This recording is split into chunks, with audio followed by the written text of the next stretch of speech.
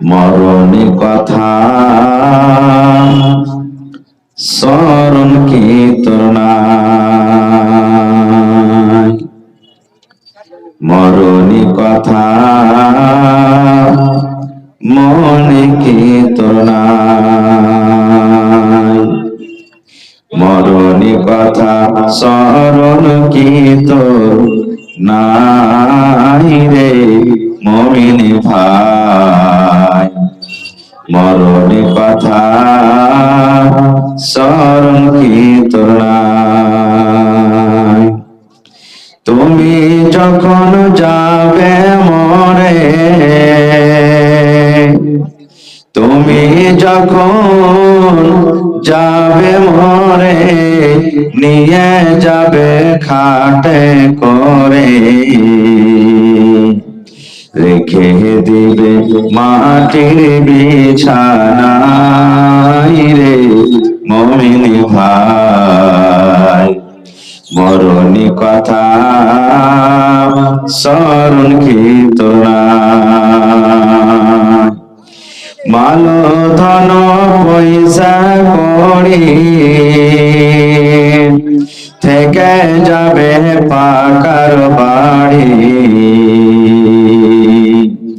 মাল ধন পয়সা করি, মাল ধন পয়সা করি থেকে যাবে দালান বাড়ি,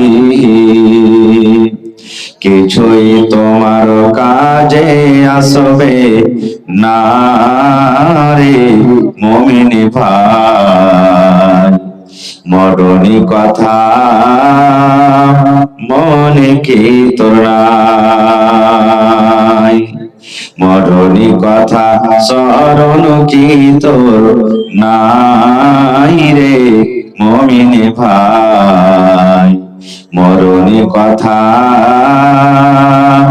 মনে কি তোর নাই। নারী তাকবীর। আজকে জলসার যোগ্যতময় শ্রদ্ধেয় সভাপতি সাহেব,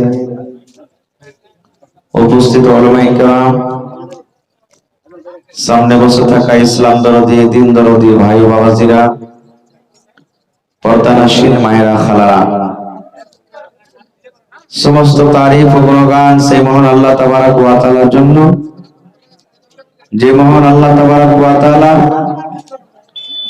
আজকে আমাদেরকে এত কনকনে ঠার ল্যাপের তল থেকে বের হওয়ার মনে হয় না, এরকম ঠান্ডা থাকা সত্ত্বেও এই জালসার পিন্ডালের তলাতে একত্রিত হয়ে বসে বলা ও শোনার তৌফিক দিয়েছেন।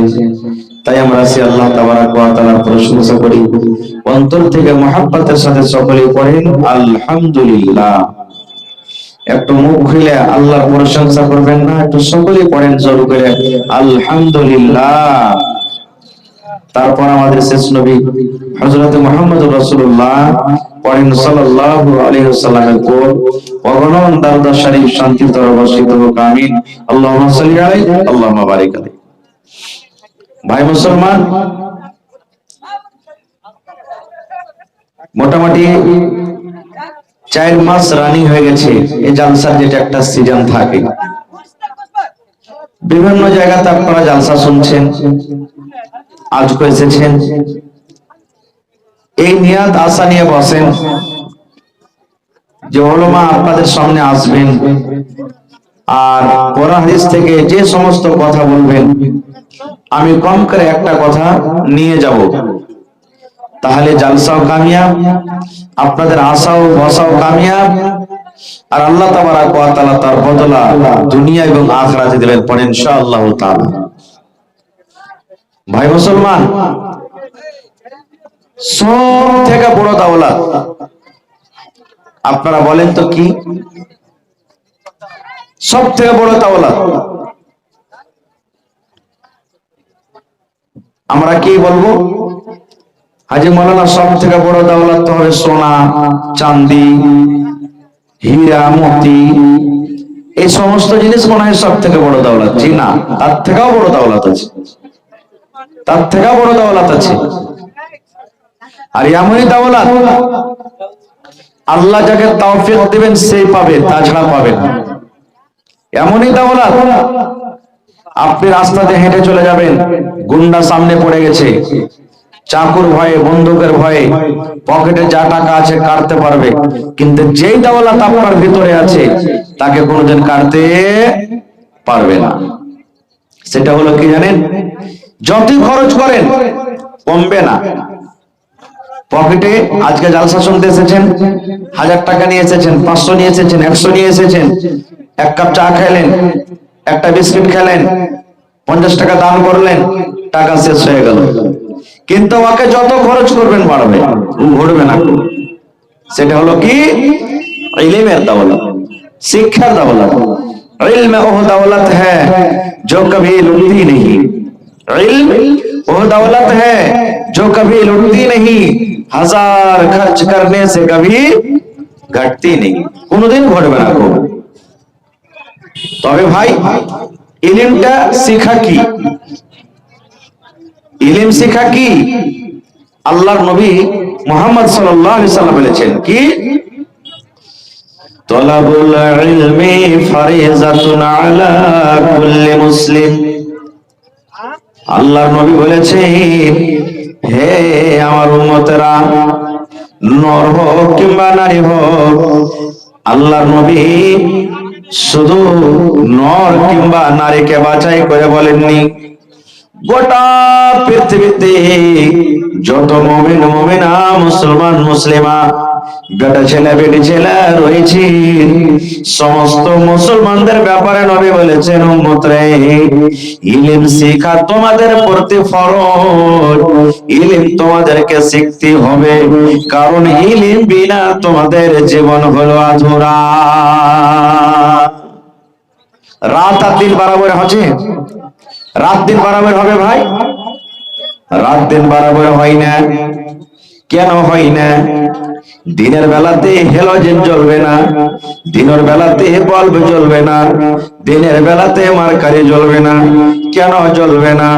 এই জন্য জ্বলবে না, আল্লাহ রাব্বুল আলামিন দিনের বেলাতে বড় হেলোজেন সূর্য দান করেছেন।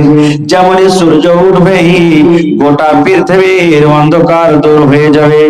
আল্লাহর নবী বলেছেন, হে আমার উম্মত, এই মতো যারা জানে এবং জানে না রে, তারা কোনোদিন সমান হইতে পারে না। আল্লাহ বলেন, যারা রাত দিন যেমন বরাবর সমান হইতে পারে না, এই মতো যারা জানে, পড়ালেখা যারা জানে, পড়ালেখা যারা শিখেছে তারা, আর যারা শিখেনি তারা কোনোদিন সমান হইতে পারে না, কোনোদিন সমান হইতে পারে না। এই জন্য ইলম শেখাটা দরকার। এটা মনে নয় আমি মাওলানা হব, মাদ্রাসাতে আমাকে পড়াইতে হবে, আমি মাওলানা হব, আমাকে জালসা করতে হবে, এই জন্য আমি ইলম শিখছি না। আমি স্কুলে পড়ালেখা করব, আমাকে ডাক্তার হইতে হবে, মাস্টার হইতে হবে, ইঞ্জিনিয়ার হইতে হবে, প্রফেসর হইতে হবে, এটা দরকার নাই বন্ধু। আপনি ডাক্তার হন কিংবা নাই হন, আপনি প্রফেসর হন কিংবা নাই হন, আপনি মাস্টার হন কিংবা নাই হন, আপনি ইঞ্জিনিয়ার হন কিংবা নাই হন, আপনি পড়ে লেখে চাকরি করেন বা নাই করেন, কিন্তু বন্ধুরে ইলম শেখাটা হলো দরকার, ইলম শেখাটা হলো জরুরি। কিন্তু আজকে আমরা মুসলমান, খাস করে শেরশাবাদী, ইলমে খুবই পিছা আছি। পিছে থাকার কয়েকটা কারণ, আমাদের ভিতরে লোভ চলে এসেছে। লোভ কি জানেন?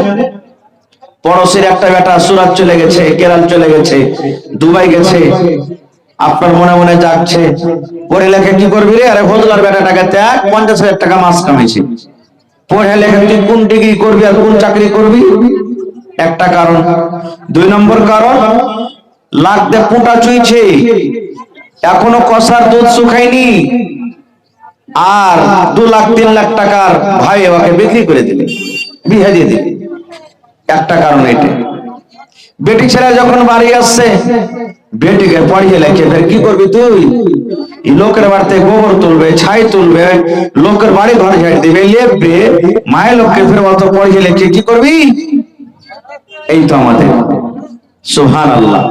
ছোট্ট থেকে আমরা বেটাকে বলবো গরু চড়াতে জানা রে, ঘাস কাটতে জানা রে, হাল বাইতে জানা রে, এই করতে জানা রে, ওই করতে জানা রে, দুনিয়ার সব কথা বলতে পারবো, কিন্তু এই কথাটা বলবো না বেটা চল তোকে স্কুলে রেখে আসি, বেটা চল তোকে মাদ্রাসাতে রেখে আসি।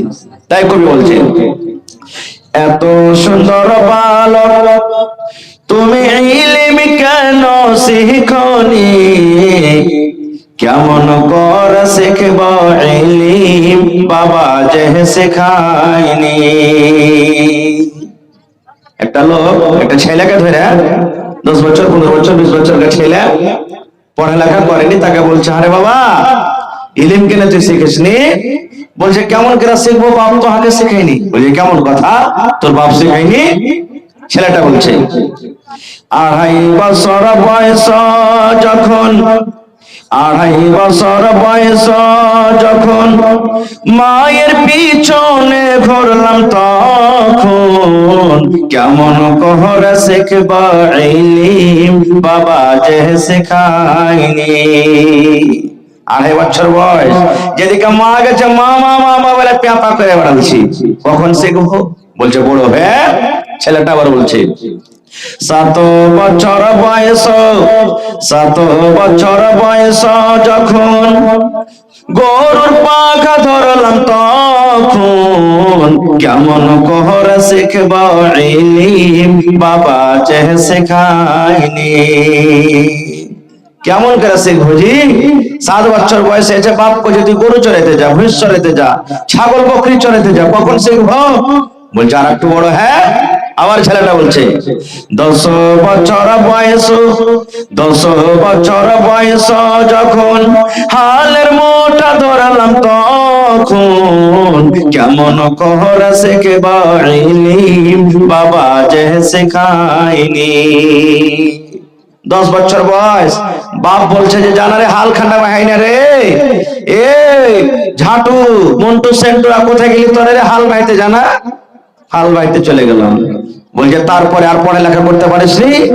আবার বলছে 15 বছর বয়স, 15 বছর বয়স যখন বিয়ে শাদী করলাম তখন, কেমন করে শিখব ইলম বাবা যে শেখায়নি। 15 বছর যেমনি হয়ে গেল হাল বাইতে শিখে নিয়েছি, ঘন ঘন বেরি বাড়তে আসতে শুরু হয়ে গেল। বাপ বিয়ে দিয়ে দিলে, বিয়ে করে কি আর পড়া হবে? বেজিউলি স্যার বলছে কেন বিয়ে করে পড়া হবে না? পড়লি পড়া হবে। ছেলে বলছে 20 বছর বয়স, 18 বছর বয়স যখন ছেলে মেয়ের বাপ তখন, কেমন করে শিখব ইলম বাবা যে শেখায়নি। বলছে 15 বছরে বিয়ে হলো, 16 বছরকার মাথাতে 17 বছরকার মাথাতে যে বাস একটা বেটির বাপ হয়ে গেল। এখন স্কুলে যাব পড়িতে মাদ্রাসাতে কিতাব নিয়ে, আর না ওই ছেলেরা যে চকলেট চাইবে, বাপ বিস্কুট দে, চকলেট দে, 5টা টাকা দে, 10টা টাকা দে, ওর লেগে যাবো খাটতে। এই তো আমাদের জীবন চলে গেল। এরকম হয়েছে না হয় না ভাই বলেন? জোরে বলেন। হয় ভাই মুসলমান, তাহলে ইলম আমাদেরকে শিখতে হবে, না শিখলে কি অবস্থা? হযরত ওমর রাদিয়াল্লাহু তাআলা একজন খলিফা, নবীজি দুনিয়া থেকে চলে গেলেন, রাজা হলেন কে? হযরত আবু বকর রাদিয়াল্লাহু তাআলা, উনিও দুনিয়া থেকে বিদায় হয়ে গেলেন।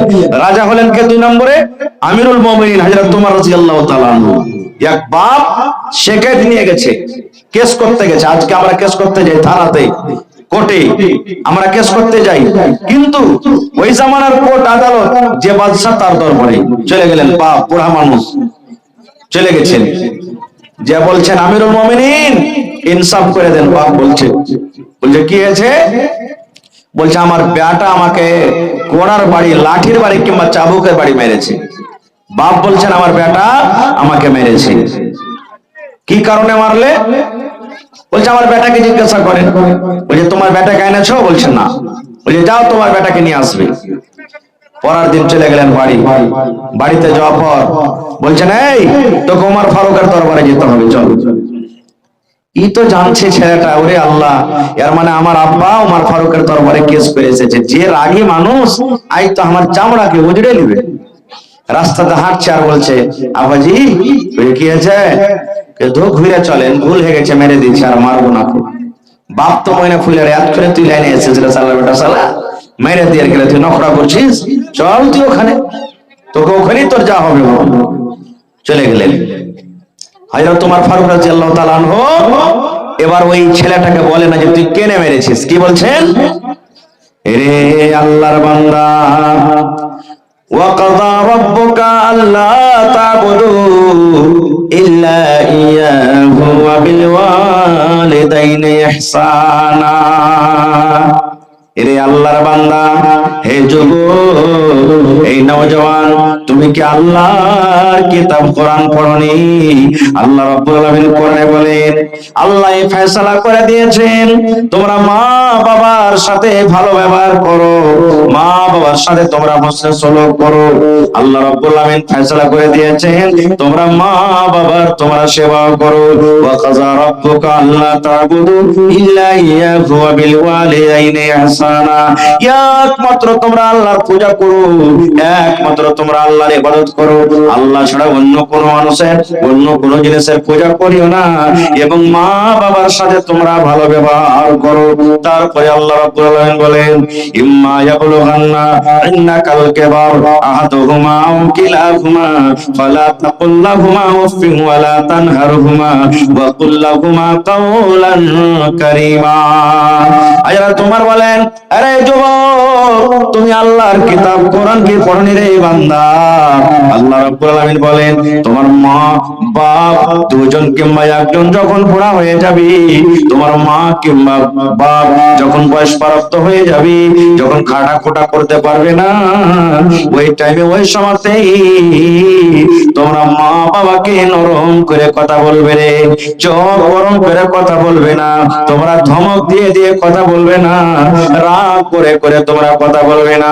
মা বাবার সাথে যখনই কথা বলবে, আল্লাহ শিখিয়ে দিচ্ছেন বান্দারে, কাওলান কারীমা, নরম করে মিষ্টি ভাবে তোমরা মা বাবার সাথে কথা বলবে। যেমন করে কথা বলবে, যদি আপনার মা, যদি আপনার আব্বা আপনাকে বলেন, আব্দুল্লাহ রে, এ আব্দুর রহমান, এ জায়েদ বাকার আলী, শোন, এ বেটা চলে যা মানজালি মার্কেটে, চক চলে যাই রে বেটা, আমার দুটা মিষ্টি খাওয়ার মন হয়েছে, ধন রে দুটা মিষ্টি গেল তুই আমাকে এনে দে। বাপ যদি বলে, বেটা রে, এই ঠান্ডার সময় আমার একটা জ্যাকেট এনে ধর, একটা সুন্দর একটা আমাকে জ্যাকেট দিয়ে দে। মা যদি বলে, বেটা রে ভাই আমার ঠান্ডা লাগছে রে ধন, তুই আমাকে এক জোড়া মঞ্জা গালা নিয়ে এসে দে। আল্লাহ বলছেন, বান্দা রে, যদি তোমার টাকা থাকে, তুমি টাকা দিয়ে মা বাপকে তোমার আশাকে পুরা করে দাও, আর যদি তোমার পকেট খালি না থাকে, তুমি যদি যেতে না পারো, ওই টাইমে মাকে ধমক দিয়া বলিও না, মা বাপকে তুমি পড়া করে বলিও না, পারবো না দিতে, কেন তুই আমার কাছে চাবি। আল্লাহ বলছেন, বান্দা রে, তোমার মাকে তোমার আব্বাকে তুমি আদর করে বলো, মাগি, এ আমার মা দরদেরি মা, আমার আব্বা জান, আজকে আমার একটু কাজ আছে, আমি কালকে যাব, কিংবা আব্বাজি আমার পকেটে এখন টাকা নাই, আমি টাকার ব্যবস্থা করছি, টাকার ব্যবস্থা করে আমি আপনাকে আইনে দেব। আল্লাহ বলেন, এইভাবে নরম করে তুমি তোমার মা বাবার সাথে কথা বলো। তারপরে এরা তোমার বলছেন, রে আল্লাহর বান্দা, মা বাবার জন্য দোয়া করতে হয়, মা বাবার জন্য দোয়া। ওরে আল্লাহ, আজকে আমাদের বয়স এত বড় হয়ে গেল, মা বাবার জন্য জীবনে দোয়া করতে জানি না। এই আমার মায়েরা, খালারা, আপনারা মা বাবার জন্য দোয়া করবেন। কেমন করে দোয়া করবেন?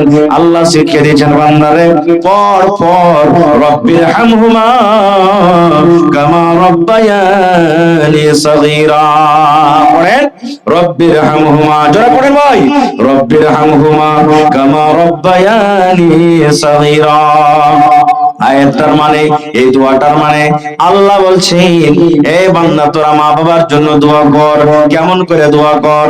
রব্বির হামহুমা কামা রব্বায়ানি সগীরা। আল্লাহ জি আমার মা বাপ ছোটবেলাতে যেমন আমার পরে দয়া করেছেন, আমার পরে মায়া করেছেন, আল্লাহ অমনি ভাবে আমার মা বাবার পরে তুমি দয়া মায়া করো। নারে তাকবীর। আয়াতটা যেমনই পড়ে শুনাইলেন, ছেলেটার চোখ দিয়ে ঝরঝর ঝরঝর করে পানি ঝরতে শুরু হয়েছে। আর বাপ সাইডে খাড়া হয়ে আছে।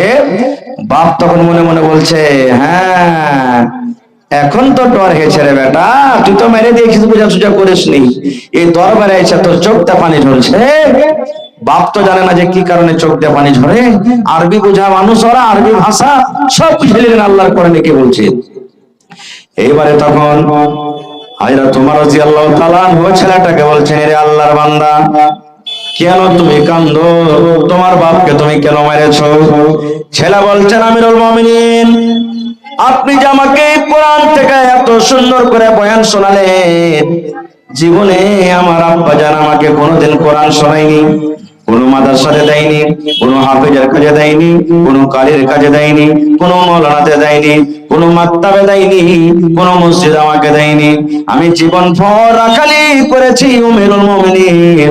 যদি আমার আব্বা জান আমাকে জ্ঞান দিতেন, আমাকে মাদ্রাসাতে পড়িয়ে দিতেন, কোন মাওলানার কাছে আমাকে দিতেন, যদি কোন ইমাম সাহেবের কাছে আমাকে দিতেন, আমি পড়তাম আর জানতাম।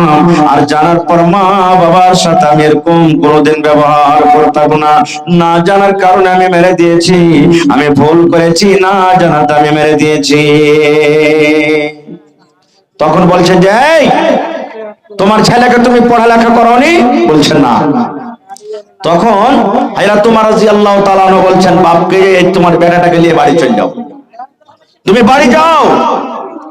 তখন বাপ বলছেন যে মনে হয় আমার চোখের সামনে মারবেন, আমাকে বাড়ি যেতে বলছে। আর মানে যে আমার সামনে মারতে গেলে আমি তার বাপ, তো আমাকে মায়া দয়া লাগবে, তাই আমাকে বাড়ি যেতে বলছেন।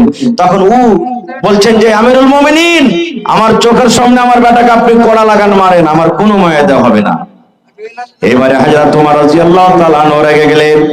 আর রেগে যাওয়ার পর বলছেন, আরে আল্লাহর বান্দা, তুমি আমার দরবার থেকে চলে যাও রে, চলে যাও, চলে যাও, চলে যাও, না হলে যত চাবুক তোমার বেটার উপরে পড়তো, যত চাবুক তোমার বেটাকে আমি মারতাম, অত চাবুক তোমার পিঠে কিন্তু পড়বে।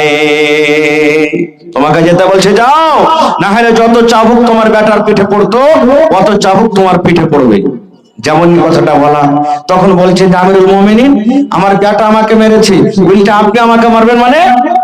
এবার আমিরুল মুমিনিন বলছেন, এরে আল্লাহর বান্দা, প্রথমে তুই তোর বেটাকে কামড় দিয়েছিস রে, প্রথমে তোর বেটার জীবনটাকে তুই নষ্ট করে দিয়েছিস, প্রথমে তোর বেটাটার জীবনকে বরবাদ করে দিয়েছিস, ইলম না দিয়ে, শিক্ষা না দিয়ে তাকে তার জীবনটাকে নষ্ট করেছিস।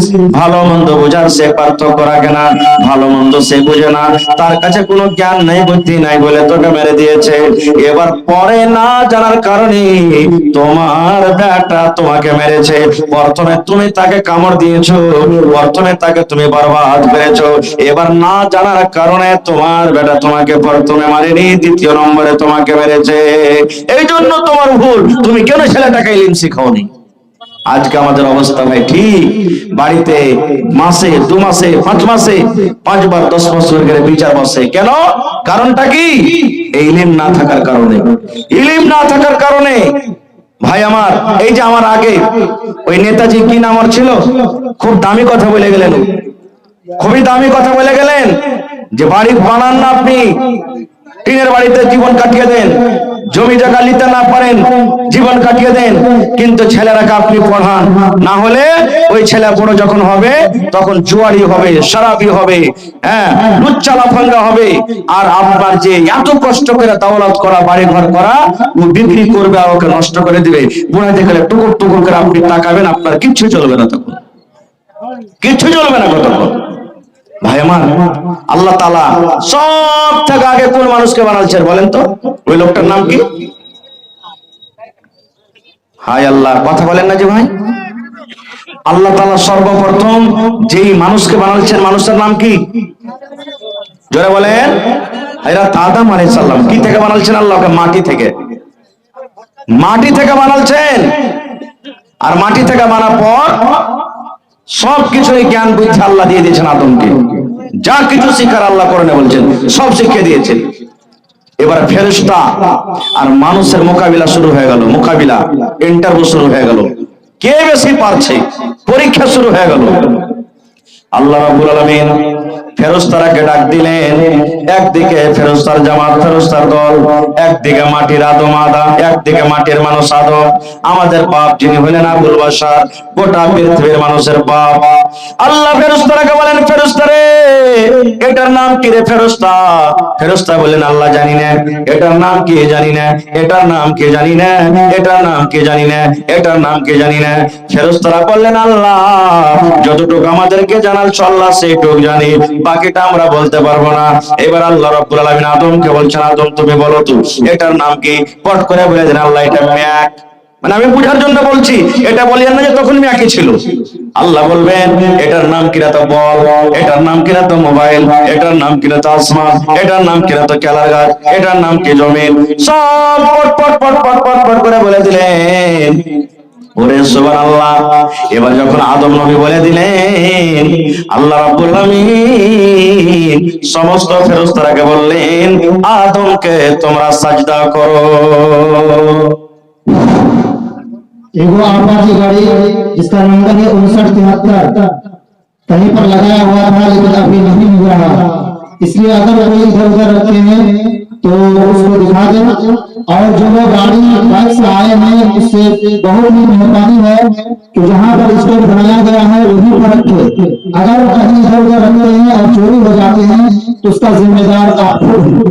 इसलिए गाड़ी का स्टैंड जहाँ बनाया गया है आप वहीं पर टोटा लेकर के रखिए। अगर इधर उधर रखते हैं और गाड़ी चोरी हो जा रही है तो उसके जिम्मेदार खुद आप हैं। ভাই আমার দেখেন, নেকির কাজে এসে গুনার কাজ করছে ইলম না থাকার কারণে। আমি কাঠিয়ার গেছিলাম একটা প্রোগ্রামে, আফসোসের কথা বলছেন মৌলানা এতদিন তো বাজারে অন্য অন্য জায়গাতে চুরি হতো যে মৌলানা এখন মাটি দিতে যায় তা মানুষ চুরি করছে। আমি বলছি হাজি ভাই মাটি দিতে যায় কি চুরি করবে যে ভাই? কাফন নাকি? বলছে না, যে মাটি দিতে গেছে ওর পকেট থেকে পকেট মার হচ্ছে। একটা লোক 40,000 কি 45,000 টাকা নিয়ে হসপিটাল যাচ্ছিল, কেউ আত্মীয় ছিল অপারেশন হলটে, ওকে নিয়ে আসতো। বলছে যে জানাজা হয়েছে একটু মাটিটা দিয়ে দিয়ে পরে যাবো, দেখছে তো পকেটে টাকা নেই। আমি তখন বললাম ওইটা পরে আর টাকাটা পড়ে গেছে। বলছে না জি মৌলানা একজন আর পড়বে, পাড়ায় জানাজা এখন হয়ে গেছে, কার 1500, কার 2000, কার 500, কার কিছু এরকম ভাবে হারাইতে থাকছে, চুরি হয়ে থাকছে। হ্যাঁ আল্লাহ, মুসলমান কত আমরা পড়ে গেছি রে ভাই। যে কবরস্থানে যে আল্লাহর ডর, আল্লাহর ভয় না করে আমরা এখনো চুরি করছি। হযরত ওসমান গনি রাদিয়াল্লাহু তাআলা আনহু কবরকে যখন দেখতেন কাইন্দা কাইন্দা কাইন্দা চোখ দিয়ে পানি ঝরে ঝরে সমস্ত দাড়ি ভিজে যেত, এত কান্তের কবরকে দেখে। তখন একজন জিজ্ঞাসা করলেন, ওগো ওসমান, আল্লাহর নবী জাহান্নামের বয়ান করেন, জাহান্নামে এই আযাব আছে ওই আছে, জাহান্নাম দেখে তুমি অত কান্দো না, জাহান্নামের কথা শুনে অত চোখে পানি দেখা যায় না, যত কান্দো তুমি কবরকে দেখে কাঁদছো, কারণটা কি? হযরত ওসমান রাদিয়াল্লাহু তাআলা আনহু কি বলেছিলেন শুনেন। হযরত ওসমান রাদিয়াল্লাহু তাআলা আনহু বলেছিলেন, আরে আল্লাহর নবীর সাহাবীরা, নবী বলেছেন মানুষের মৃত্যুর পর, মানুষের যখন মওত হয়ে যাবে সর্বপ্রথম মানুষকে কবরের ভিতরে রেখে দেওয়া হবে। আর কবরে রেখে দেওয়ার পর আল্লাহর দুইজন ফেরেশতা তার কবরের ভিতরে আসবে, তাকে উঠিয়ে বসিয়ে দিবেন। আর উঠিয়ে বসা পর তাকে তিনখানা প্রশ্ন করবে, আর বিজুবানে সওয়াল করা হবে, আর বিজুবানে আমাকে আপনাকে জবাব লাগবে। হযরত ওসমান বলেন, নবী বলেছেন কবরের পরীক্ষাতে যারা পাস করে যাবে কিয়ামতের দিন প্রত্যেক জায়গাতে পাস করে যাবে। আর কবরের পরীক্ষাতে যারা ফেল করে যাবে রে, কবরের পরীক্ষাতে যারা পার করতে পারবে না, কিয়ামতের দিন প্রত্যেক জায়গাতে সে ফেল করে যাবে। যার গুনাহ খাতা মাফ, আল্লাহ রাব্বুল আলামিন আগেকার গুনাহ মাফ করে দিয়েছেন, পিছাকার গুনাহ মাফ করে দিয়েছেন। দুনিয়াতে যে সাহাবী জান্নাতের খুশখবরি পেয়েছেন, যে সাহাবী ইয়াত নবীর সামনে একদিন দান করেছেন, উট দিয়ে দিলেন নবীকে। নবী বললেন দান করো রে। ওসমান গনি উট দিয়ে দিলেন, ওসমান গনি ঘোড়া দিয়ে দিলেন, সোনা দিয়ে দিলেন, চাঁদি দিয়ে দিলেন। নবীজির চাঁদের টাকা গেলা এরকম ভাবে সোনার টাকা গেলা উচলাইছেন আর বলছেন ওসমান রে, আজ থেকে তুই যা করবি রে বাবা, আল্লাহ তোর গুনাহ মাফ করে দিবি। আজ থেকে তোর গুনাহ মাফ, তোর গুনাহ মাফ। তুই এত আল্লাহর রায়ে দান করেছিস, আল্লাহ তোর গুনাহকে মাফ করে দিবেন। এরকম সাহাবীরা মুসলমান কবরে গিয়া দেখেন, কবরকে দেখে এত কাঁদছে, কান্দে কান্দে কান্দে চোখের পানি ঝরে যায়। পিন্ডালে ফুল হয়ে গেছে, কিন্তু সাইডে দেখেন মা খালার পেন্ডালটা ছোট হয়ে গেছে বলে, তো মা খালা একটু সাইডে সাইডে আপনারা বলছেন বহিনেরা, যারকে জায়গা হয় না একটু ওরাকে জায়গাটা দিন, একটু মেহরবানি করে সাইডে সাইডে বসে। তো ভাই আমার, আমি বলছিলাম কি, আদম নবী যখন সব বলে দিলেন, তখন আল্লাহ তাআলা বললেন যে সিজদা করো। কাকে? আদমকে। কারণ কি? আদম পড়িতে পারলেন, ইমতিহানে পাস হয়ে গেল, ফেরেশতারা পারলে না। আল্লাহ বলছেন মাটির আদমকে সিজদা করো, সব সিজদা করলেন ইল্লা ইবলিস। এই দেখেন ইবলিস কিন্তু সিজদা করলো না। ইবলিসটাকে জানেন? খুবই পড়ালেখা মানুষ। ইবলিসটা খুব পড়ালেখা মানুষ, এত পড়ালেখা যে কহার কথা নাই। জান্নাতে আল্লাহ তাআলা রেখেছিলেন তাকে, ইবলিসকে জান্নাতে রেখেছিলেন। অন্য অন্য কিতাবে আমি পড়েছি, লিখেছে যে ওর নাম ছিল হারিস। ইবলিসের আগে নাম ছিল কি? হারিস। বা অন্য অন্য কিতাব আরো কিছু নাম লিখছে। এবারে আল্লাহ তাআলার একটা কথা মানলে না, আদমকে সবাই সিজদা করলে, ফেরেশতারা কিন্তু ও করলে না। আল্লাহ তাআলা বলছেন যে এই তুই কেন সিজদা করবি না? তখন ও কি বলছে জানেন? আল্লাহ জি, আদমকে আমি সিজদা করব না। আল্লাহ বলছেন কেন তুই সিজদা করবি না? এবার ইবলিস বলছেন আল্লাহ তুমি আমাকে আগুন থেকে বানালছো, আল্লাহ আগুন উপর দিকে লাফিয়ে লাফিয়ে উঠবে, আর মাটির আদমকে তুমি মাটি থেকে বানালছো, মাটি যত উপরে ফেলো আল্লাহ নাম দিকে এসে পড়বে। এই জন্য আমি হলাম বড়, আমি কোনোদিন মাটির আদমকে সাজদা করব না। আমি বড়। এই যে অহংকারী চলে এলো ভিতরে, ঘামান্ডি। হ্যাঁ, এখন দেখবেন না, একটা ধনী লোক যদি খালি থেকে যায়, সবাই নেই কেউ কেউ, আর একটা গরিব লোক যদি খালি ওর মুখে মুখে যদি খালি তর্ক লাগিয়ে দেয়, মুখ সামলা কথা কহা থথনা চিড়ে দেবো, একটা দাঁত থাকবে না গোটা। বলে কি বলে না, আইল গরিব মানুষের আইল, ধনী মানুষের আইল পাঞ্জরে আছে। উপর যখন যখন হাল ভাইবে ফসলে 4 আঙ্গুল 5 আঙ্গুল করে চপেই থাকবে। গরিব লোক যদি খালি এসে কহে হ্যাঁ হে ভাই, আইলটা যদি লেখাটা সেটা নামিয়ে দিলে, হে ভাই লাঠি কাঁটা লিয়ে তবে, লাঠি কাঁটা লিয়াই কত জমিদার হয়ে গেছে, 2 কাঠা জমি না কত করছে। এই দেখেন আল্লাহ রাব্বুল আলামিন ঘামান্ডি দেখবে না, অহংকারী দেখবে না, দেখবে? জোরে বলেন। ওরে আল্লাহ, ফেরাউন সব থেকে বড় বাদশা, নিজে দাবি করেছিল খোদা আমি হলাম আল্লাহ রে, আমি হলাম আল্লাহ, আমি আল্লাহ, আমাকে আল্লাহ মানো। যারা যারা আল্লাহ মানে তাকে ভালোবাসে। এবারে একদিনকার ঘটনা, আসিয়া ফেরাউনের স্ত্রী আসিয়া বলেন, উনি বলছেন তুমি কি আমাকে আল্লাহ মানো না? এবার ফেরাউন বলে, ফেরাউনের স্ত্রী আসিয়া বলছেন আমি তোমাকে আল্লাহ মানি না। আসিয়াকে আল্লাহ এত ভালোবেসেছে, আসিয়ার কথাটা আল্লাহ তাআলা কোরআনে লিখে দিয়েছেন, আসিয়ার তারিফ আল্লাহ রাব্বুল আলামিন কোরআনে করেছেন। এবার ফেরাউন বলে আসিয়া তুমি আমার বিবি, আমি তোমার হাজবেন্ড, তোমার শওহর, তুমি আমার কথা কেন মানলে না? আসিয়া বলেছিলেন, এ আমার মায়েরা খালারা শুনেন, আসিয়া বলেছিলেন এই ফেরাউন তুমি আমার স্বামী হতে পারো, স্বামী হিসাবে তোমার কথা মানবো, স্বামী হিসাবে যেটা তুমি আদেশ করবে সেটা শুনবো, কিন্তু খোদা হিসাবে যদি আমাকে কোনো আদেশ করো, রব হিসাবে যদি তুমি আদেশ করো, আমি তোমাকে রব মানি না রে, তোমাকে আমি রব মানবো না। তুমি আমার স্বামী, তোমাকে স্বামী মানবো, কিন্তু রব তোমাকে আমি মানবো না। আমি রবকে মানবো যে তোমাকে সৃষ্টি করেছে, যে তোমাকে খানা খাওয়াই, আর আমাকে যে খানা খাওয়াই, আমাকে যে সৃষ্টি করে, আমি ওকে রব মনে করবো, তাছাড়া আমি রব মনে করবো না। ঘামান এত করেছিলেন মুসা নবীকে মারো। লম্বা ঘটনার দিকে আমি যাব না। মুসা নবী বনি ইসরাইলকে নিয়ে আর কমকে নিয়ে পালাতে শুরু করলেন। পালাইতে পালাইতে আগে নীল দরিয়া সমুদ্র পড়ে গেল, পিছনে ফেরাউন তার লস্কর দড়িয়ে চলে আসছে। আগা দিকে সমুদ্র কেমন করে পার করবে, আর পিছন থেকে ফেরাউনের লস্কর, মধ্যখানে মুসা নবী এবং তার কম পড়ে গেছে। তার কমেরা বলতে লাগলো, মুসা তোমার কথা শুনে ভুল হয়ে গেল। বলছে কেন? বলছে মুসা ফেরাউনের দরবারে আমরা ছিলাম, ভালো ছিলাম, আরে কাজ করতে হচ্ছিল পেটে কমসে কম দুটা দানা খেতে পাচ্ছিলাম না, দুটা পেট ভরে খানা পাচ্ছিলাম। কিন্তু এখন এমন সময় হয়েছে, খানা দূরের কথা, এখন ফেরাউনের হাত থেকে আর জীবনটা বাঁচবে না। দেখো আগে সমুদ্র ভাই ডুবে মরতে হবে, আর যদি সমুদ্র পার না করি ফেরাউনের হাতে আজকে আমরা মরে যাব। যেমন এই কথা বলা মুসা নবী আল্লাহকে বলছেন, মাবুদ আমি তোমার নবী, তুমি আমাকে আল্লাহ অপমান করিও না, আমার কমের ইজ্জত রেহাই করো। আল্লাহ তাআলা মুসা নবীকে বলছেন, মুসা রে তোমার হাতে যে খান লাঠি আছে আসা, ওই হাতের লাঠি তুমি বিসমিল্লাহ বলে পানিতে একবার মারো, যেমনই পানিতে মারবে পানি দুদিকে ঘটে যাবে, আর ওই সমুদ্রের মধ্য দিয়ে তোমার জন্য আমি রাস্তা করে দিব। সুবহানাল্লাহ, পড়েন জোরে সুবহানাল্লাহ। এই যে আমার যখন ইন্টারভিউ হয় তখন আমাকে পরীক্ষা করা হয়েছিল আল্লাহুস সামাদ, কয়েকটা পরীক্ষা, তার মধ্যে একটা আমাকে পরীক্ষা করেছিল গোটা পৃথিবীতে কোন এমন একটা জায়গা আছে যে সূর্যর রশ্মি একবারই মাটিতে পড়েছে, তাছাড়া আর পড়েনি। কি এমন জায়গাটা আমাকে প্রশ্ন করা হয়েছিল। আমি বলেছিলাম ওই জায়গাটা হলো কি নীল দরিয়া। পড়া ছিল, জানা ছিল, নীল দরিয়া। বলছে কেমন করে?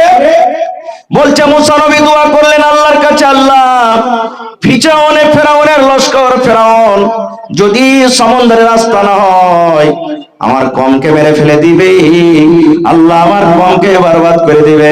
আল্লাহর আদেশে মুসা নবী সমুদ্রে লাঠি মারলেন, পানি দুদিকে হটে গেল। পানি যখন দুদিকে হটে গেল সমুদ্র শুকা হয়ে গেল। এবার শুকা সমুদ্রে সূর্য রশ্মি পড়বে না? পড়বে না? বলেন পড়বে না? পড়বে না ভাই? দুদিকে পানি হটে গেল আর মধ্যখান দিয়ে রাস্তা হলো, তো সূর্যের ওখানে রশ্মি পড়বে না? পড়বে না? শুকা জায়গাটাতে পড়ে গেল, রাস্তা হয়ে গেল। মুসা নবী তার লস্কর নিয়ে পার হয়ে গেলেন। ফেরাউন দৌড়াইতে দৌড়াইতে তার লস্কর নিয়ে এইবারে সমুদ্রে লাফিয়ে পড়ে গেছে রাস্তাতে। আরে ফাঁকা রাস্তা আছে, চল ধর আমরা পার হয়ে যাব। মই সমুদ্রে যখন গেছে আল্লাহ পানিকে বলছে, পানি রে তোর কাজ হলো ডুবিয়ে দেওয়া, বসিয়ে দেওয়া রে পানি। পানি শোন, তোরা এক জায়গাতে হয়ে যা, জড়ো হয়ে যা, রাস্তা বন্ধ করে দে, যেন মুসা ফেরাউন এবং তার লস্কর যেন হালাক বরবাদ হয়ে যায়। পানি জমে গেল, ফেরাউন ডুবে গেল, ফেরাউন হাবক ডুবক করছি। আল্লাহ কত বড় দয়ালু, আল্লাহ কত বড় রহমান রহিম। আল্লাহ বলছেন, ফেরাউন রে জীবনে তুই এত গুনাহ করেছিলি, এত পাপ করেছিলি রে ফেরাউন, যদি ডুবার সময়তে একবার যদি শুধু আমাকে কথাটা বলতে, আল্লাহ জীবনে আমি খোদা বলে দাবি করেছিলাম, কিন্তু আমার খোদাই সব শেষ হয়ে গেল। আমি অহংকারী করেছিলাম, ঘমন্ডি করেছিলাম, আল্লাহ আমার ঘমন্ডি সব শেষ হয়ে গেল। আয় রব্বুল আলামিন, তুমি আসলে রব, তুমি আসলে রব, তুমি আসলে রব, তুমি আসলে আমার মালিক। আল্লাহ আল্লাহ আমার ভুল হয়েছে, আল্লাহ তুমি আমার জীবনের গুনাহকে মাফ করে দাও, এবং এই সমুদ্র থেকে আল্লাহ তুমি আমাকে বাঁচিয়ে নাও। আল্লাহ বলেন, এরে ফেরাউন যদি তুই মুখ দিয়ে একবার এই কথাটা বের করতে, আমি আল্লাহ রব্বুল আলামিন সমুদ্র থেকে তোমাকে বাঁচিয়ে নিতাম। নারে তাকবীর। আল্লাহ তাআলার কাছে কোনো মানুষের ঘমন্ডে অহংকারী চলবে না। ভাই আমার, ঘমন্ডি কিছুই চলবে না। চাই ইলমের হোক, দাওলাতের হোক, খুবসুরতির হোক, কিছুই চলবে না। কোনা চলবে? চলবে যে ভাই। ইউসুফ নবী, মুসলিম শরীফের হাদিস, অর্ধেক রূপ আল্লাহ তাকে দিয়েছিলেন, আর অর্ধেক রূপ গোটা পৃথিবীর মানুষ কিয়ামত তাক যত আসবে তারাকে দিয়েছেন। আজকাল আমরা এক একটা মোবাইলে দেখছি, এক একটা বেটি ছেলে দেখে, ওরে আল্লাহ এটা খালি আমার স্ত্রী হতো তো কত ভালো হতো রে। নওজোয়ান ভাইয়েরা বলে, রাস্তা দিয়ে যদি একটা খুব সুন্দর বেটি ছেলে হেঁটে চলে যায়, আবে মাল যে ছেলে মাল, দেখেন কতখানি রূপ পেয়েছে, একটুখানি ভেঙ্গে সরিষার দানার থেকে কম। গোটা দুনিয়ার মানুষ যারা আছে, আসবে, গেছে, হ্যাঁ আধখানি রূপ আল্লাহ দিয়েছেন সবকে একটু একটু করে, আর ইউসুফ নবীকে একলে আধখানি দিয়েছেন। কত সুন্দর ছিলেন জানেন? কোনদিন কোরআন পড়ে দেখেন সূরা ইউসুফ? আহা হা, এই জন্য তো মাদ্রাসা খোলা হয়েছে। ইউসুফের সূরাতে আল্লাহ লিখছেন যে ওর ভাইরা কুয়াতে ফেলেছিল, এটা জানছেন ঘটনা? কুয়া থেকে কাফালা উঠিয়ে বাজারে বিক্রি করতে গেল, জোলেখা কিনে নিয়ে নিলে আজিজে মিশ্র আর স্বামী কিনা বলছেন যে আমার বেটা করবে, একে বেটা টেটা আমার বাড়িতে নাই, বাড়িতে রাখলেন। আস্তে আস্তে আস্তে আস্তে ইসব বড় হয়ে গেল। ঘটনা শুনেতে আসেনি, লম্বা কথা ছোট করে বলছি। এসব বড় হয়ে গেল। যেমন যেমন মানুষ বড় হবে তেমন তেমন জোয়ান হবে, আর যেমন যেমন জোয়ান হবে তেমন তেমন খুবসুরতি আরো বাড়বে না? বাড়বে না ভাই? বাড়বে। এবারে বড় হইল। একদিনকার ঘটনা, বিবি জুলাইখা সুন্দর কাপড় ধরি গহনা জেওয়ার পিন্ধে ইউসুফকে বলছে, ইউসুফ তুমি একটু এসো আমার রুমে। ঘরের ভিতরে চলে গেলেন নিয়ে। এবারে বিবি জুলাইখা বলেন, ইউসুফ তুমি আমার দিকে একটু নজর করো, এসো, আমি এই মাহালের রানী, এসো তুমি আমার কাছে একবার এসো। বলছেন না না না না, আমি এই কাজ করতে পারবো না। কেন পারবে না? তো আমার আল্লাহ দেখছেন। কে দেখছেন? আল্লাহ দেখছেন। ওরে সুবহানাল্লাহ, বিবি জুলাইখা বলছেন, ইউসুফ রে তোমার আল্লাহ দেখতে পাবে না, রুমের ভিতরে আছি আমরা, রুমের ভিতরে এখন বন্ধ হয়ে আছি, দুনিয়ার কোনো মানুষ দেখতে পাবে না, জানতে পারবে না। এই টাইমে সময়তে আমারও স্বামী বাড়িতে নাই, যেমন কথাটা বলা। এবার ইউসুফ নবী বললেন, এই জুলাইখা, দুনিয়ার মানুষ দেখতে যদি না পায়, যদি তোমার স্বামী দেখতে না পায়, তুই একজন দেখছেন যার নাম হলো আল্লাহ। তোমার সাথে আমি এটা কাজ করতে পারবো না। ওখান থেকে পালিয়ে গেলেন। মেলায় ঘটনা ঘটলো, পীড়ন ছড়লো, কি হলো না করলো ওদিকে আমি যাব না। একদিনকার ঘটনা। এই কথাগুলা কি লুকিয়ে থাকে ভাই? জেনা ব্যভিচারের কথাগুলা লুকিয়ে থাকে না কোনোদিন। একটু কথা ও শুনলে, একটু কথা ও শুনলে, একটু কথা ও শুনলে, একটু কথা ওর মুখে শুনলে, খাস করে মায়ের লোকেরা বেশি কহিবে। যখন কোনো মায়ের লোক কোনো কথা শুনবে, মা খালারা তখন কি কইবে, বুবুজি সলাহার বারে তুমি শুনেছো? বলছে কি? তুমি কাহারের সামনে তো কহিবে না। হে ভালাই, তোমার কথা কহি, তুমি আমার উপরে বিশ্বাস করো না? বুবু তোমাকে নিজের মনে করে কহছি, খবরদার এই কথাটা কাহারের সামনে কহে দেন। ও কহে দিলে পেট খালি হয়ে গেল। যার সামনে কইলে ও তখন গেল আদরের কাছে, বুবু একটা কথা শুনেছো? এই দেখেন ওয়াদা করেছে কাহারের সামনে বলবো না। কি রে বুবু? বলছি যে ভাই বুবু রে, তোমাকে নিজের মনে করে কহছি, খবরদার এই কথাটা তুমি কাউকে লাগে না। এই দেখেন এরকম করতে করতে করতে গোটা গ্রামে হাল্লা হয়েছে। হয় কি হয় না? সুবহানাল্লাহ। তো গোটা গ্রামে হাল্লা হয়ে গেল, এলাকাতে হাল্লা হয়ে গেল। কি? আরে জানিস বাদশার স্ত্রী জুলাইখা যা আছে, ওর গোলাম ইউসুফের পিছে পাগল হয়ে গেছে। হ্যাঁ বলছে, হ্যাঁ। এই কথাটা আস্তে আস্তে করে জুলাইখার কানে চলে গেল। হ্যাঁ, আমার এত বদনাম যে আমি গোলামের পিছে পাগল হয়ে গেছি। তখন বলছে, থামরে লিস্সি লাগানিরা, তোরা একটা আমি মজা দেখাচ্ছি। কি মজা? বিবি জুলাইখা বাদশার স্ত্রী সব মহিলারাকে দাওয়াত করেছে নিজের বাড়িতে, পার্টি যাই তোরা আমার বাড়িতে জাফত খেতে। জাফত খেতে চলে এসছে। সবকে এখানটা করে চাকু দিয়েছে আর একটা করে ফল দিয়েছে কাটার লেগে। আগেকার মানুষ যখনই খানা খাইতে বসেছিল, যতক্ষণ প্লেটে খানা না দেওয়া হয়েছে কেউ শুরু করেনি। বাড়ির লোক বলেছে ভাই বিসমিল্লাহ বলো, তখন করেছে নাকি? আর এখন একদিক থেকে গেল দিতে দিতে চলছে, একবারে হলারে ঢুক দিয়েছে। জি, এটা সুন্নাতের খেলাফ আমরা করছি কাজ। খারজা হোক, আমি ওদিকে যাব না। এবারে সব মহিলাকে একটা করে ফল এখানকার চাকু দিয়েছে। আর বিবি জুলাইখা বলছেন, শুন রে বুবু, আমি যতক্ষণ পর্যন্ত তোরাকে ফলটা কাটতে না বলবো তোরা কেউ কাটবি না। বলছে ঠিক আছে। এবার ইউসুফ নবী তো খুব সুন্দর, আর সেদিন এত করে সুন্দর করে তাকে সাজিয়েছে রে ভাই। সুন্দর সুন্দর দামি দামি কাপড় দিয়েছি, চাপ্পাল স্যান্ডেল সুন্দর দিয়েছি, সুন্দর সুন্দর আতর গোলাপ আতর খুশবু তার শরীরে মাখা হয়েছে। এবারে বিবি জুলাইখা বলছেন, ওই মহিলারা বেঞ্চের উপরে, টেবিলের উপরে, কুরসির উপরে তারা বসে আছে, খানা খাবি। আমি যখন তোমাকে ইশারা করব, তুমি একটা শুধু নজর, তুমি এই পেন্ডালের এক মাথা দিয়ে ঢুকবে আর অন্য মাথা দিয়ে তাদের সামনে দিয়ে তুমি চলে যাবে। এটাই তোমার কাজ, আর কিছু করতে হবে না। মহিলারা চাকু আর একটা ফল নিয়ে রেডি আছে। সুবহানাল্লাহ, এখন ফল কাটতে আদেশ করবে এরকম মতন হয়ে আছি। বিবি জুলাইখা ইউসুফকে বলছেন, ইউসুফ তুমি একটু মধ্যখান দিয়ে তুমি হেঁটে এসো তো বাবা। এবারে মধ্যখান দিয়ে যেমন হাঁটতে শুরু হয়েছি, হাঁটতে হাঁটতে ওরে আল্লাহ, সব মহিলারা কেউ এই টাইমে বলা হলো তোমরা ফল কাটো, নিজের নিজের চাকু দিয়ে ফল কাটো আর খাও। আর ওই সামনে ইউসুফকে বলছে তুমি সামনে দিয়ে চলে যাও। এবারে যেমনই সামনে দিয়ে হাঁটতে শুরু করেছে, ওরে আল্লাহ, তারা নিজের নিজের ফল কাটতে শুরু করেছে। আর ইউসুফ নবীর দিকে দেখতে শুরু করেছে।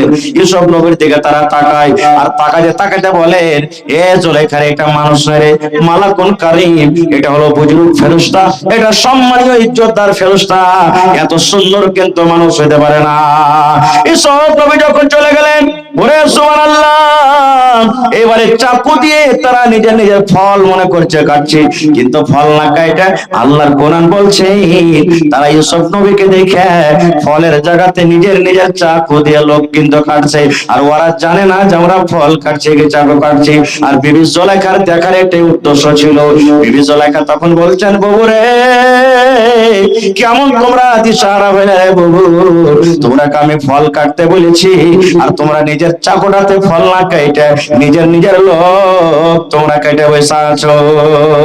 তখন বলছে, আরে যা যা যা যা, কি হয়ে গেল? তখন বিবি জুলাইখা বলছেন, বাবু রে, একটা নজর দেখে যদি তোমরা এই চাকু দিয়ে লোক কেটে বসে থাকো ফল না কাটে, তা আমার সামনে যে সব সময় ঘুরছে ফিরছে থাকছে কাটে, আমার মনটা কেমন করে। আর তোমরা আমার দুর্নাম করছো যে হ্যাঁ জুলাইখা গোলামের পিছে পাগল হয়ে গেছে। তখন ওরা সবটিকে পার্টি নিলে ভাই বিবি জুলাইখা দিয়ে বলছে, এক কাজ কর, সুপারিশ কর আমার লেগে। তোরা সব মহিলারা সুপারিশ করতে লাগলো, এই সব, আরে তোর রানী যেটা বলছে মাইনে লেখা পা একবার, জীবনের স্বাদটা মিটিয়েলে। বলছেন না, পারবো না এটা কাজ করতে। বলছে পারবি না, তোকে জেলে ভরবে, জেল ঘরে তোকে যেতে হবে। আল্লাহর কোরআন বললেন, ইউসুফ নবী তখন বলছে, হে রে মহিলা, আমার নিকটে জেল ঘর ভালো রে, কিন্তু জুলাইখার কথা শোনা ভালো নয়। জেল ঘর চলে যাব, জেল ঘরে আমি জীবনটাকে কাটিয়ে দেব, কিন্তু আমি কোনোদিন জুলাইখার কাছে আমি যেতে পারবো না। সেই ইউসুফ নবী দুনিয়াতে বেঁচে আছেন ভাই, বেঁচে আছেন। ফেরাউন দুনিয়াতে নাই, কারুন মালের অহংকারী করেছিল।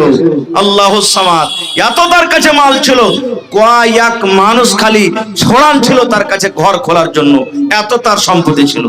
সে কারণ আজকে দুনিয়াতে নেই। আর একটা কিছু বলছিলেন জি ভাই আমার, বলার উদ্দেশ্য যে অহংকারী জিনিসটা চলবে না, ইলমের অহংকারী চলবে, আল্লাহকে পছন্দ নেই।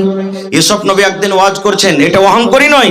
আল্লাহর কোরআন বলছেন সূরাতুল কাহফে, ওয়াজ করছেন একদিন, ওয়াজ শুনে এত ভালোবেসেছেন, এত ভালোবেসেছেন, ভালো লেগেছে তার কমকে। তখন একটা লোক দাঁড়িয়ে বলছেন, মুসা নবী, আপনি যে এত সুন্দর আমাকে ওয়াজ শুনাইলেন, তো আপনার থেকে কি বড় আলেম আর দুনিয়াতে কেউ আছে? ইউসুফ নবী তখন বলছেন, না, আমি তো সব থেকে বড়, আমার কাছে আমার থেকে বড় কেউ নেই। আসলে মুসা নবী কোনো ভুল করেনি।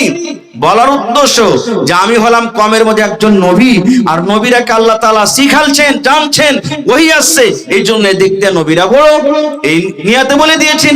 তবু আল্লাহ তাবারাক ওয়া তাআলা এটা পছন্দ করলেন না। আল্লাহ কি বলছেন, মুসা, তুমি বলছো যে আমি বড়, তোমার থেকে বড় আলিম আছে খিজির আলাইহিস সালাম, ওর কাছে তুমি ইলম শিখতে যাও, ইলম শিখতে যাও। আমি ঘটনার দিকে যাব না, আল্লাহ বাঁচিয়ে রাখে, ইনশাআল্লাহ কোনোদিন ঘটনাটা বলবো। তবে ওই খিজিরের সাথে একটা নৌকা পার হয়েছে, নৌকাতে চড়ে পার হয়েছেন, আর একটা পাখি এসে ওই নৌকাতে বসে সমুদ্রে একবার লোল মারছে আর লোলটাকে তুলছে, সমুদ্রে লোল মারছে আর তুলছে। আপনারা বলেন তো, যদি পাখি, ছোট পাখি গেলা যদি সমুদ্রে একবার লোল মারে, ওর লোলে মোটামুটি 2-2.5 কিলো করে পানি আসবে নাকি জি ভাই? বেশি আসবে? 5 কিলো করে কত আসবে? এক এক ফোঁটা সামান্য, এক একটু, যেটা পানি বলা যাবে না নাকি, এরকম সামান্য পানি। এবার খিজির আলাইহিস সালাম মুসা নবীকে বলছেন, মুসা, তোমার ইলিম আর আমার ইলিম, গোটা পৃথিবীর মানুষের ইলিম। এই পাখিতে যে পানি উঠায়, এই পানি যে পাখির মুখে পানিটা উঠে, লোলে পানিটা ওঠে, এই পানির থেকেও বেশি কম, পানির থেকেও কম। আর সমুদ্রে যত পানি আছে, এই পানির থেকেও বেশি হলো আল্লাহর ইলিম, আল্লাহর ইলিম। এজন্য ভাই আমার, শয়তানের কাছে ইলিম ছিল, শয়তানের কাছে তারবিয়াত ছিল না, শয়তানের কাছে আদব ছিল না।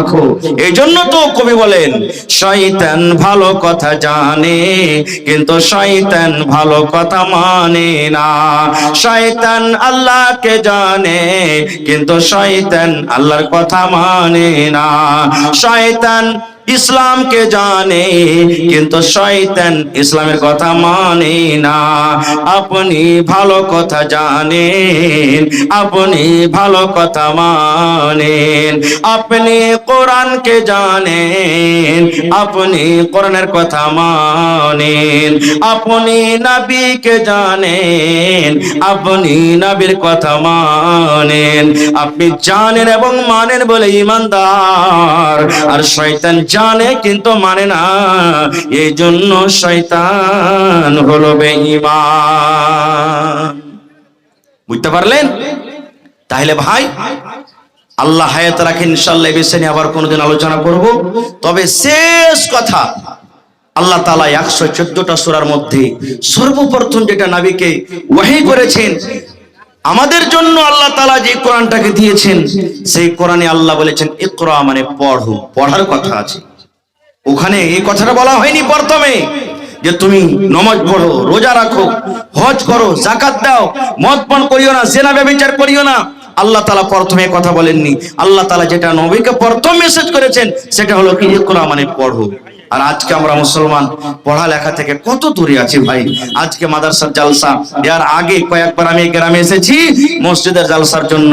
আমি জানছি এলাকার মানুষ খুব ভালোবাসেন, ওয়াজ শুনতে খুব ভালোবাসে, আর কোরআন হাদিস শুনতে ভালোবাসে, দান করতে কিন্তু ভালোবাসে। আজকে এটা হলো মাদ্রাসার জালসা। মাদ্রাসা শব্দের মানে হলো পড়ার জায়গা, পড়ার জায়গা। নবীজি যখন হিজরত করে মক্কা থেকে মদিনায় চলে এলেন, মসজিদ হলো মসজিদে নববী, যার নাম, ওই মসজিদের বারান্দাতে মাদ্রাসা কায়েম হলো। আজকে যেমন আপনাদের মাদ্রাসা মসজিদের ভিতরে আছে, পড়ালেখা মসজিদের ভিতরে হয়।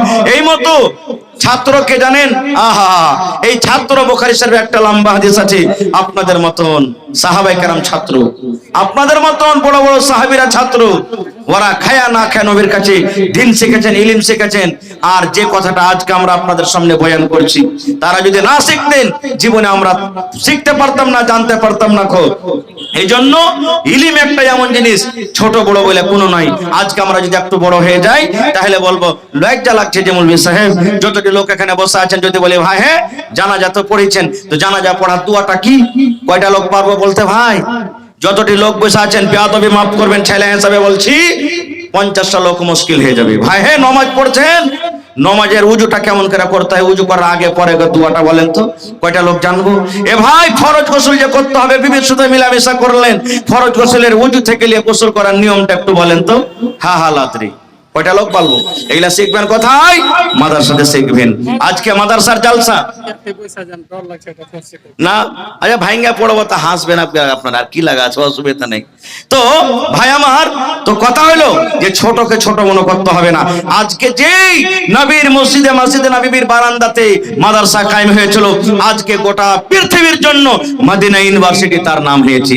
দুনিয়ার সমস্ত ওখানে মাদিনীরা ভালো ভালো আলিম হয়ে পড়ে হয়ে মাদিনী ডিগ্রি নিয়ে আজকে বিভিন্ন রকম দেশে যেছে। আজকে আপনার এই নাকদাহি গ্রামে নয়াটোলাতে জালসা, এটা মনে করিয়েন না যে এর ছোট মাদ্রাসা, ছোট থেকে বড় হবে। কোনদিন মানুষ, আমরা যখন দুনিয়াতে এসেছি মায়ের পেট থেকে, একদিনই কি দৌড়াতে পেরেছি? জি না, প্রথমে গু খেয়েছি, মুদ খেয়েছি, তখন বুঝিনি ভালো মন্দ। এবার খাড়ো হইলেন, হামকুড়া টানলেন, বসলেন, পড়লেন, উঠলেন। আজকে দেখেন, যখন আপনার ক্ষমতা ছিল না বসার, এখন 50 কিলো আপনি বোঝালিয়ে মাথায় লেটু হয়ে বেড়াইছেন। এই লেগে ভাই ছোটকে ছোট মনে করতে হবে না। ভাইরে, আজকে দেখি কোন আল্লাহর বান্দা আছেন এই মাদ্রাসার জন্য 1 কাঠা জমিন দান করতে পারবেন। গত রাত্রে, এই যেটা রাত গেল, গেদরমারিতে জালসা ছিল, আমার ভাই নওজওয়ান মানুষ মোহাম্মদ সাগীর মাদ্রাসার জালসা। বললাম ভাই কোন আল্লাহর বান্দা আছেন, দেখি জমিন দান করতে পারবেন 1 কাঠা? পট করে এসে বলছেন মাওলানা আমি 1 কাঠা জমিন দান করলাম, আমার আব্বার জন্য দোয়া করে দিন। আজকে দেখি কোন আল্লাহর বান্দা আছেন, দুনিয়া থেকে চলে যাবেন, মরে যাবেন, কবরে চলে যাবেন, মাদ্রাসা যতদিন আপনার টিকে থাকবে আল্লাহুস সামাদ, ছেলেপিলা পড়বে, মরার পর কবরে আপনার নেকি ঢুকতে থাকবে, অনলাইন নেকি বন্ধ হবে না। যদি মাদ্রাসা বানার মতন জমিন না থাকে, মাঠে কোনো জায়গাতে আছে, দান করে দেন। বিক্রি করে যা টাকা হবে রুম বানাতে, মাটি ভরাতে, জমিন কিনাতে আপনি লাগিয়ে দিবেন, আল্লাহ তাআলা ওটাও আপনার দান করা হয়ে গেল। দেখি একটা লোক 50,000 টাকা কেউ দিতে পারবেন, একটা লোক 20,000 টাকা দিতে পারবেন, একটা লোক 10,000 টাকা দিতে পারবেন, কেউ 5,000 টাকা দিতে পারবেন।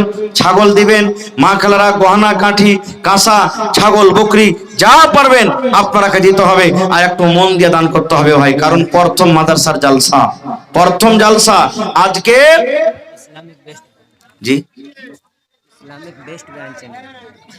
ইসলামিক বেস্ট চ্যানেল वाला ভাই আমার 500